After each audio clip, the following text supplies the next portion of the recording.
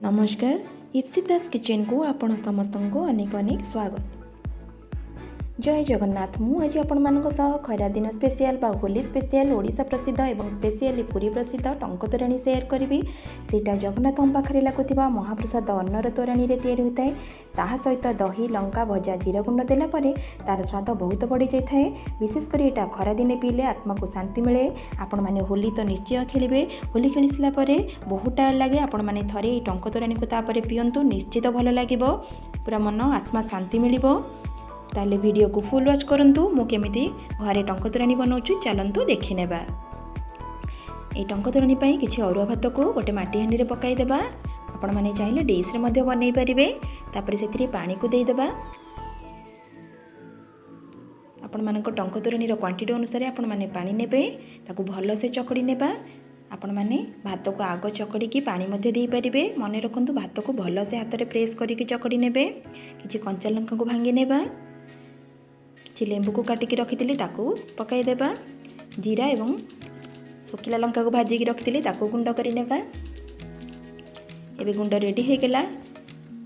किछि आंब कसिया अदा एवं कंचा लंका को रखी ताकू छेची नेबा। आपण माने चाहिए नॉर्मल अदा मध्य नहीं पारिबे, किंतु आंब कसिया अदा पकाइले तोराणी रो फ्लेवरटा बहुत भल आसी थाए।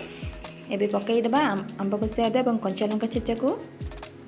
किछि कमला पत्र को चिरिकी हाथ रे ताकू पकाई देबा। मन रखु चिरिकी पकाइबे भल फ्लेवर आसो। किसी भृसंग पत्र को पकाई देबा। गोटे कमला को रखी ताकू चुपुड़ी नेबा। बेसी चुपुड़ीबा नहीं पिता हो। हाफ बाउल्स दही नहीं दही को पकाई देबा।